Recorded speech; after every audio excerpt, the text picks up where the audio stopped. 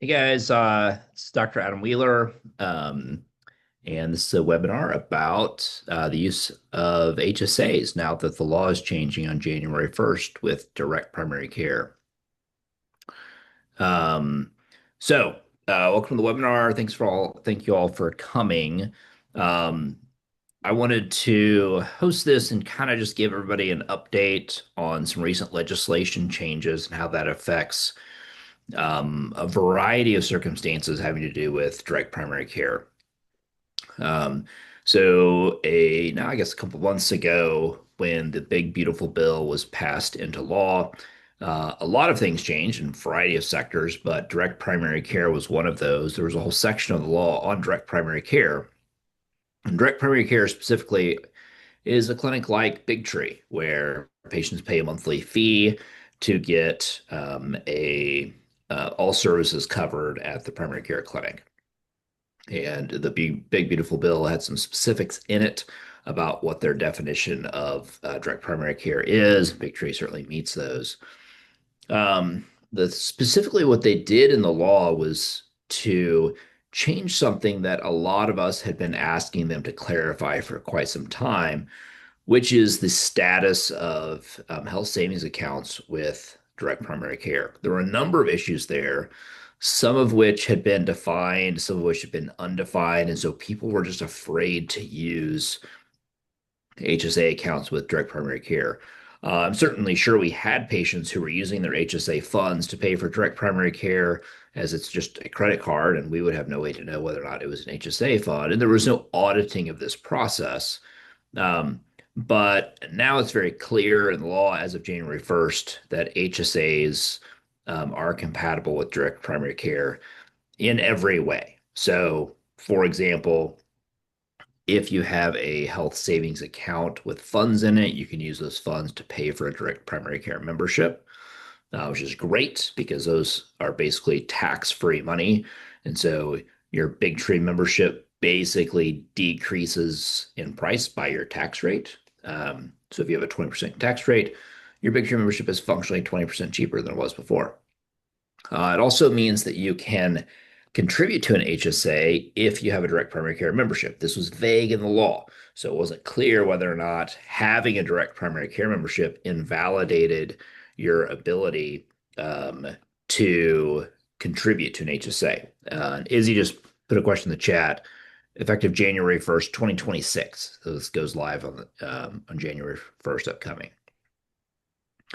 Um, it also is really helpful because a lot of us as employers, putting on my employer hat now, thought that a really elegant solution for healthcare was to combine a direct primary care membership and a health savings account. And we're going to talk about that more shortly. But this now officially made that allowed. So super exciting. Direct primary care doctors like myself have been asking for this for at least 10 to 15 years. And it was finally signed into law to be effective coming up in January 1st. So HSAs are compatible with DPC. FSAs are as well. So flexible savings account is like a cafeteria plan where you get so much to spend every year.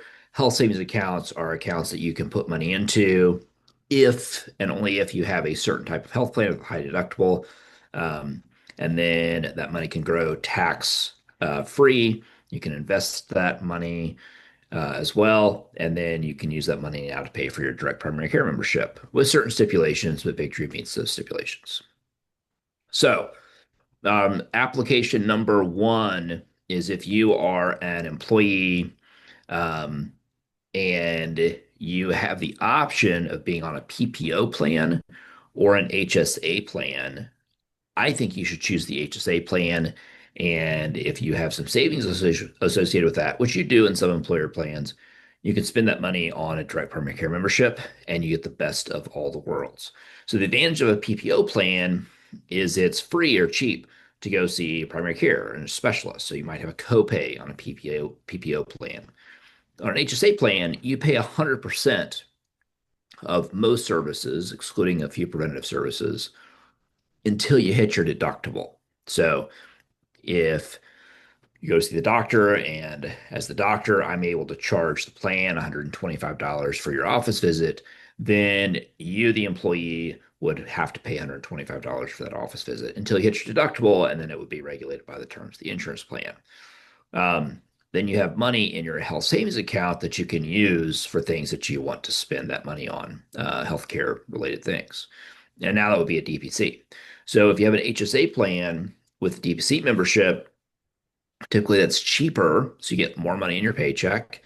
You spend some money from your health savings account on the DPC membership, and now it costs nothing to come to Big Tree. So you can get all your regular primary care services at Big Tree at no additional cost.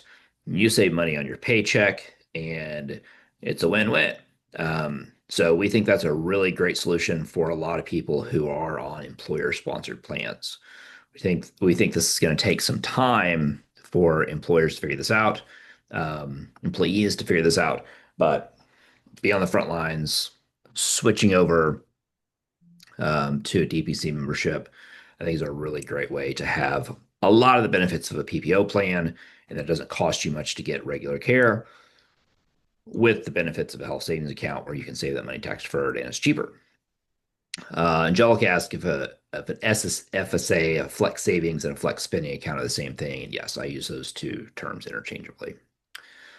So another piece that I wanted to bring up to this, which is kind of an application of this, is I don't think in 2025 there is any reason, well, there's only a few reasons, and I'll go into those. There's only a few reasons why you should be on a spouse or children should be on their spouse's employer's plan. So, for example, if you work for Big Tree and you're married, I don't think your wife or your husband and the kids should be on Big Tree's plan, right? There are a few exceptions, but by and large, you should really want those people to be on something that is less expensive and still provides you really great ways to pay for your healthcare. I think my favorite way to do that is a Big Tree membership or even the Big Tree Plus membership with Sedera, which is a medical cost sharing savings program that Brian Link is on. I'm going to talk about for a few minutes here in a second. But there's no great reason why you should be on that plan unless you have a pre-existing condition with ongoing costs. So, for example, if one of the employees at Big Tree spouse has cancer and they're getting chemotherapy this year, yeah, you should. That's a pre-existing condition. Sedera is not going to play well with that for the first year or two. So you're going to want to probably stay on an employer plan. If you don't have any ongoing health needs, you're going to be several $100s a month ahead to switch the spouse and children over to the Big Tree or Big Tree Plus and Sedera program. So again, Brian's going to talk about that more in a second, but yeah, I mean, this is a big heads up. Most spouses should get off the spouse's employer plan, right? The main reason why employees should stay on an employer plan is because the employer is footing part of the bill or all of the bill. But most companies, Big Tree included, I don't pay for the employee's spouse or children. It comes out of their paycheck. So they're functionally paying the full price of the health plan. And so why do that? Get on a cheaper plan, and usually a better plan. So I think Big Tree Sedera is actually superior and cheaper to most employer-sponsored plans, including the one I offer my employees. So, Brian, why don't you take a few minutes and talk about Big Tree Sedera? So Brian Link is an insurance agent with Maverick. We work really closely with them at Big Tree. He's got several plans that utilize Big Tree as a part of their solution. So, Brian, why don't you talk about those solutions? Yeah, thank you, Adam. First of all, as you can see, I am a Big Tree advocate, and I'm Big Tree on my shirt. Love direct primary care, love HSA. I've been in employee benefits for 30 years. And when they came out with the HSA legislation initially, absolutely loved it. Think it's a great idea. And now that you can combine DPC with HSA, it's truly a win. So everyone should be looking into that solution. As Adam mentioned, if you have a spouse and kids on your group health plan it's very taxing on your paycheck. The payroll deductions can absolutely like eat a big chunk of your paycheck away because it's very expensive in most cases to have your spouse and or kids on your group health plan. We have a great solution that will really cut that cost at least in half, utilizing a medical cost sharing organization. We like Sedera. There's another one called Zion that we occasionally use as well. They're very sound. We've worked with them for a number of years. They've been tested with very, very large medical issues, cancer, heart issues, medical bills that have well exceeded $100,000, in some cases even three or 400,000. Really minimizes your out of pocket. Sedera has no network restrictions, so you don't have to worry about the situation like happened with Anthem and the university, which is a really big mess, especially here in Columbia and the surrounding areas. You don't have to ever worry about your provider not being in network. There's absolutely no network restrictions, not only locally, but nationwide and even worldwide. So medical cost sharing has been around a long time. It works very well. Sedera, for example, has about 50,000 members. Your out-of-pocket is minimized. Typically, when we sell Sedera, you're looking at like a 1,500 or a 2,500 out-of-pocket maximum, no matter how large your bills are or how long your health issue is extended. We've had individuals that have had, 3 years of treatment and only had one out-of-pocket exposure for that entire 3 years of treatment. So there's a lot of advantages with medical cost sharing besides the lower cost, lower out-of-pocket, no network restrictions, but you definitely want to combine it with a medical cost with a DPC membership, whether it be the unlimited membership or we have an unlimited plus that adds really several benefits above and beyond the unlimited membership to allow you to see providers, physicians outside of Big Tree, whether it be primary, if you have a particular physician that you use for years and you just really don't want to give them up. On the Plus plan, it allows you to see those providers for a very small copay, just a 25 copay if it's a primary or a chiropractor, and specialist, just a $50 copay. Your labs become free. You get basically a Visa medical payment account. Looks just like this. You have a $2,000 credit line, no interest. You have 18 months to pay that off. And that helps you cover large out-of-pocket expenses if you do have those. You're able to put those on those cards and pay those off over an 18-month period with no interest. You can even use that card for your pets, which a lot of people do. So Plus is, again, kind of the premier membership, and it just adds a lot of additional benefits above the unlimited. But again, if you have a spouse and or spouse and kids on your group medical plan, open enrollment season is coming up. Check us out, and we can likely save you, 50%, maybe even more on your cost, and actually give your spouse and kids better coverage. Yeah, thanks, Brian. And the other application of that I was going to mention, and Brian, I put your website link in the chat if people are interested to get more information there. The other solution that this really works well for is for small businesses. So businesses over 50 employees have to have their exceptions, but a lot of them end up using some sort of self-funded health plan.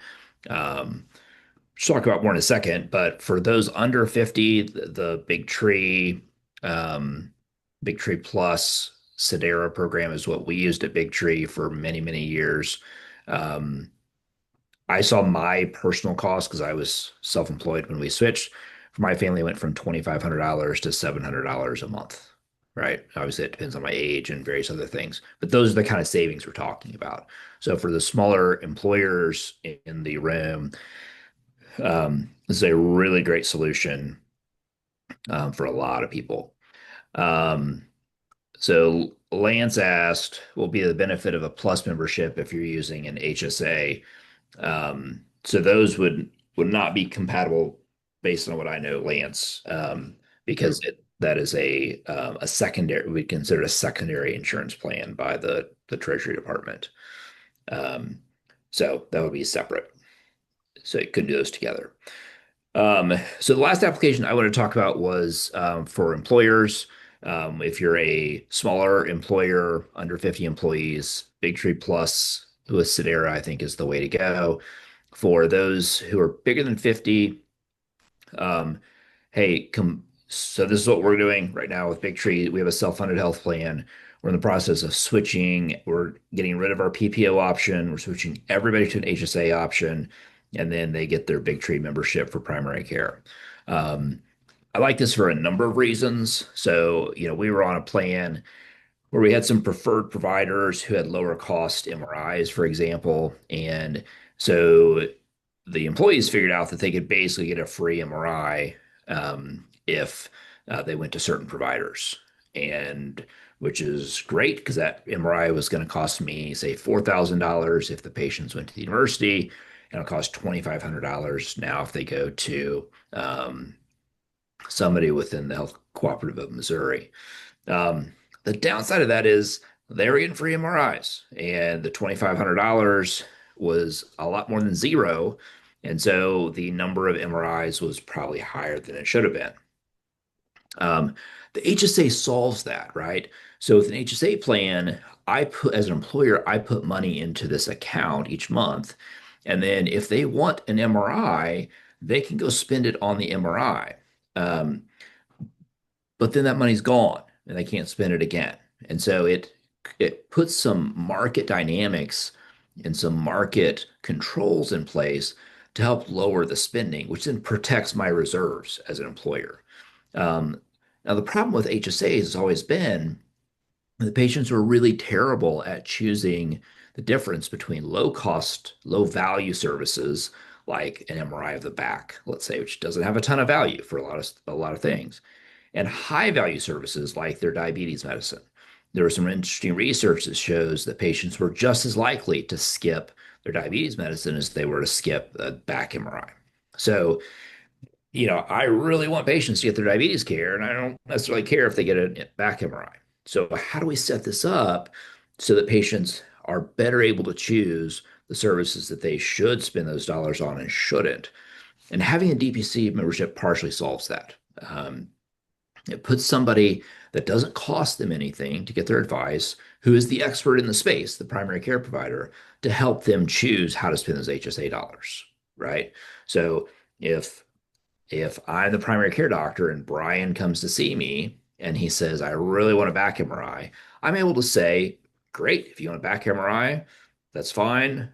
It's not going to really change how we manage your back pain, and it may show some stuff that doesn't really matter. But if you want to spend your money on that, go for it. Um, and then he says, and I'm thinking about not doing my diabetes medicine anymore. I'm like, that's probably a bad idea, right? That's really important. It's really going to make a long-term difference in your health. And so it just puts an advocate, a trained advocate in the corner of the employer and the employee. In a traditional HSA plan, the patient would have had to pay the full cost of that doctor's visit. And so they're likely to skip that visit and skip that advice. So by combining DPC and HSA, you have the market dynamics of the health savings account that come into play, which are awesome, but you've got the preventative intelligence of the primary care doctor coming into play, helping people make smarter and smarter decisions. So that's what we're going to at Big Tree, self-funded health plan with an HSA only option coupled with a DPC membership. And we're excited about it for employees, both because they get all the advantages of HSAs, which health insurance brokers have been talking and talking about for the last 10 or 15 years, and people are excited about, but they get the discipline and the care and attention that you would expect in a direct primary care membership. So super excited about that solution for my plan as an employer. And I think a lot of people are going to be switching over to that option as we go forward. Um, so Izzy asked, so as an employer, the HSA with the Big Tree medical plan and Sedera, regardless of size. Yeah, so more than 50 employees, you can talk to Brian about how to use Big Tree, Sedera, or I mean, there are other brokers too. Brian is one we work closely with, but it just gets to be challenging to do. It is doable. Brian's got some ways to make it happen, but that would be kind of a conversation you'd want to have with him.